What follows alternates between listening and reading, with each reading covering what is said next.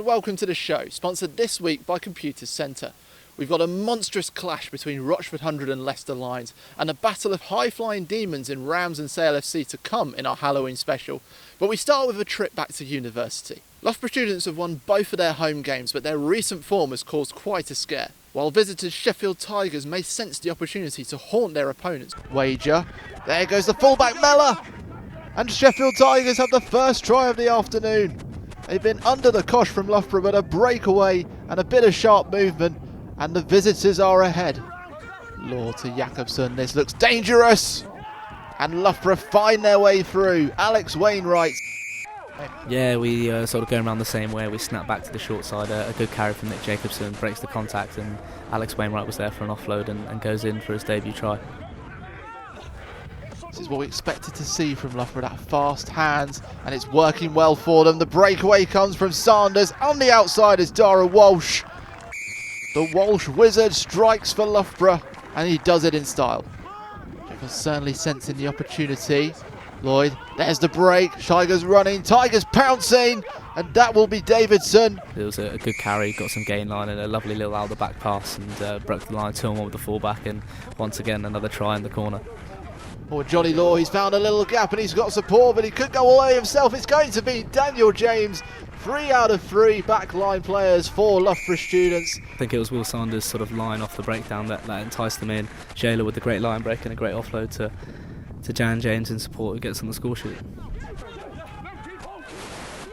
Lloyd might have to think about taking this out, but another drive comes on. Sheffield, the line within sight, is in sniffing distance now.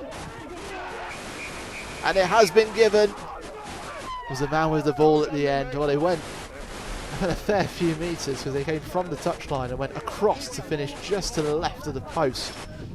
The Sheffield Tigers shunt fight, getting the points.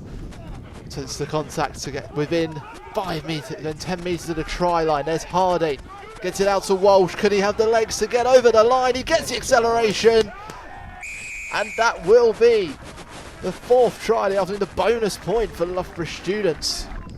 Yeah, we'll start with a lovely inside ball to Tom Bloomer on the break. Really explosive through the gap, and not sure where Jamie Harding's plucked that skill out with the lovely ball over the top for DJ to finish in the corner. Penalty to Sheffield Tigers. Harden keeping it low, keeping it sweet. 24-30. The goalpost move again. There's a bit of a sniff. Push back again. Johnny Law's back on the pitch as well. There's a breakaway, and that's the try. Just what we needed. Slot this kick, and then it's just a couple of points for us to take that win. Oh, could it be? Could it be? Pitch wide, but again it goes to Sheffield Tigers. Sheffield Tigers have been haunted by their form against the Loughborough Students, but those skeletons in the closet are now gone. I think probably coming here a couple of years ago, we might have been on the wrong end of that. Last couple of seasons, we've come together more as a team, and the last couple of games, we're building more and more. And maybe the performance wasn't quite where we wanted it to be. The desire and the hunger for each other and play for the badge and the club was there. So, and I think it shone through in the end, and I think you could show on the pitch that we were playing for each other. You played such a big role kind of throughout that second half as well. Talk to me about the management of that second half. You kind of get caught up in it all.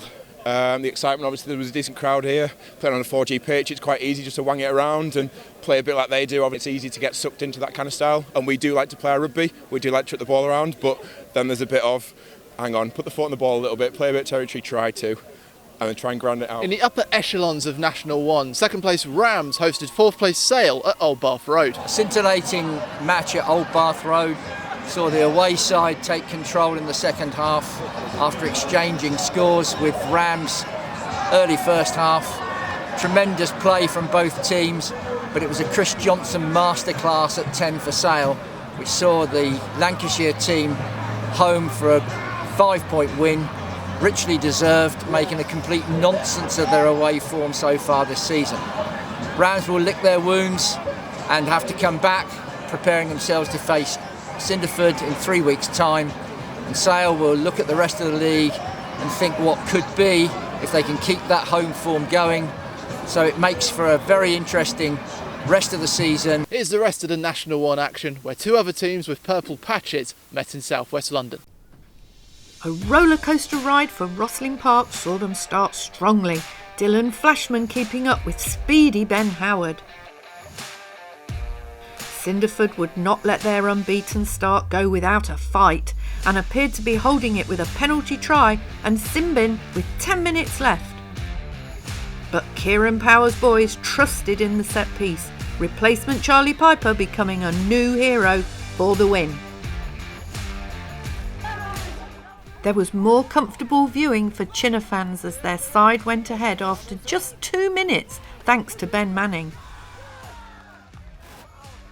3 more came in the next 22 minutes, Kieran Goss taking the score after some wonderful hands here. While Tunbridge Juddians did come out stronger in the second half for Joe Duffy to score, they never threatened the visitors. A 300-mile journey certainly didn't give Coldy a scare at Plymouth Albion, Mike Cartmill wasting no time putting them ahead. The hosts were error-strewn, but found space for Alex Ducker after half an hour, his 7th try of the campaign. But a 6th defeat was looming for Plymouth, confirmed when Lucas Titherington ended a slick move at Brickfields. And a clash of informed sides took place at Volac Park, which Cambridge thought they would take as Ben Brownlee regained the lead for them on the hour. The Hookers now on 10 tries and a 3rd try in as many games for Kwaku Asiedu looked to secure a win for the Blood and Sand. But Darlington Modern Park's Will Jones scampered over at the death to ensure consecutive draws in this fixture and for Cambridge. Taunton Titans versus Birmingham Moseley was postponed to November the 6th due to COVID concerns. Rosslyn Park climbed to 2nd in the only change to the top 4 while Coldy have climbed out the bottom. Their place is taken by Darlington Modern Park. The bottom 5 remain the same. Down in Essex, Rochford Hundred are looking to continue settling into National 2 South life against Leicester Lions. Let's keep up the Halloween theme. While Rochford's home form has been devilishly strong, an early penalty kick from Ben Young put Leicester Lions ahead. But captain Sonny Gay skipped through the visitors' defence like a ghost to open the try scoring on 13 minutes. Leicester had their own speed demon in Zachary Bean, but Mark Billings terrified the visitors as George Griffiths put Rochford ahead at the break. Sam Fombo appeared to secure a winning treat for the promoted side, but they ended up with a trick. Devin Constant and Isaac Thompson were the gruesome twosome that gave the hosts a late bone jangler. Rochford could have ended up with a dream comeback, but 4 missed penalties in a row haunted them with a nightmare. Let's sum up the rest of the Nat 2 South action 3 miles away from Rochford, where Westcliff are still hunting that first win. But it's bad news from the Gables as they shipped 13 tries to Old Albanian, including Tom Mills' incredible solo effort. The visitors had 7 tries before the break, and Alex Rickey had a hat-trick 8 minutes after the restart for a truly dominant display. Another team took a try haul 81 miles away in Bury St Edmunds, Ruard Williams getting the first of their 6. Hinckley did have their moments though, taking 3 of their own in the second half as Josh Smith gave them consolation. It was a special day at Shaftesbury Park for Dings Crusaders Harry Tovey, marking his 100th appearance with the 5th try of 7. Barnstaple had started strongly only to peter out, but had the last say of the day when Mitch Turner scored. Henley's season is just getting better. Having been behind at the Marine Travel Ground at the break, they scored 3 to get the win. In the Halloween spirit, Canterbury gave them a scare late on when Troy Oliver bounced onto this loose ball from the set piece, but it was not enough for a losing bonus. Let's finish at the top. Red Roof jumped out the blocks in this tabletop clash, Joel Matavesi finding space after just 8 minutes. Guernsey were only 5 points behind at the break though, and they actually led on 47 minutes through Hugo Culverhouse. but the Cornish side were ruthless in the final 30 minutes. Lewis Bradley taking the last try of the day in style. And what a game at Worthing. The hosts found themselves 10 points behind to Barnes following Josh Hammett's intercepting run here. Neil Drode's boys found their gears in the final quarter and earned some luck with a penalty try with 10 minutes to go. Facing 13 men, the Raiders put their strength to work as Ken Dowding charged over the whitewash for a last gasp win. Just look at those celebrations. Esher were 4 points behind Clifton at Molesey Road at the break, but turned it around 24 unanswered points. Read about all the action in the rugby paper. Top of the table changes once again, with Worthing Raiders back on their perch as Guernsey slipped to 4th. Old Albanian at 5th. There are only 3 bonus points that were won across the bottom 6 teams in a Halloween nightmare. Let's bring it full circle with the rest of the National 2 North action, including another top 4 clash in South Yorkshire. Rotherham Titans found themselves behind at half-time once again on home soil. Hull's Charlie Beach driving over to extend the visitors' advantage. But Martin Jenkinson's side trusted in their pack, which eventually saw Callum Bustin finish a maul on the hour. After another Titans try, it came down to kicking, and Lloyd Hayes found the mark to secure the points. But staying ahead of both teams are Sedgley Park. Number 8, Tom Ailes grabbing a brace before the break. Lucktonians' only score came through the penalty try decision of referee Owen Taylor, but they could not stop 4 scores in the last 10. Files' points were in danger when Bladen's Owen Chaplin burst through the defence in the second half. But it proved to be a good day in the North East for the visitors, former Bladen man Tom Grimes securing a brace. Stourbridge's strong first half at the Avenue inspired Wharfdale, with Tom Davidson's long-range kicking getting them level. But Neil Mitchell's side responded immediately, Mark Harrison finishing a blistering counter as a bonus point was secured.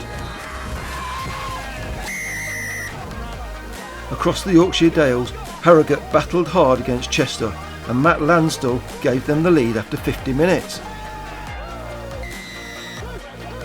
But the visitors were light on their feet to get past their injury-hit opponents, scrum half John Craven darting through for the winner. And more Bourneville drama. The promoted side led Hull Ionians 38-12 at the break, thanks to Ben Tibbitt's second try.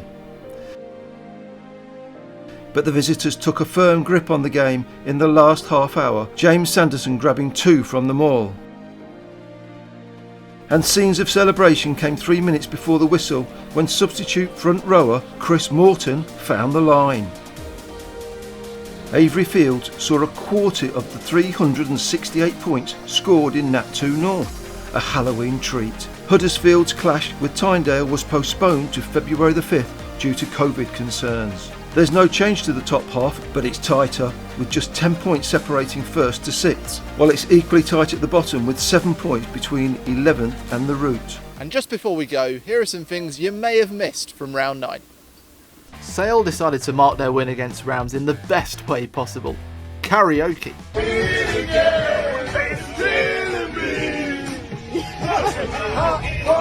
We'll let you be the judge of the singing talents, but they're certainly strutting their stuff on the pitch. Hull Ionian's dramatic win over Bourneville was an extra special occasion for second row Joe making his 300th appearance for the East Riding side and marking it with a try. Congratulations, Joe. And round 9's Play of the Week, sponsored by Computer Centre, takes us back to the slate as Chinner showed off all their handling skills in Kieran Goss's try. Look after!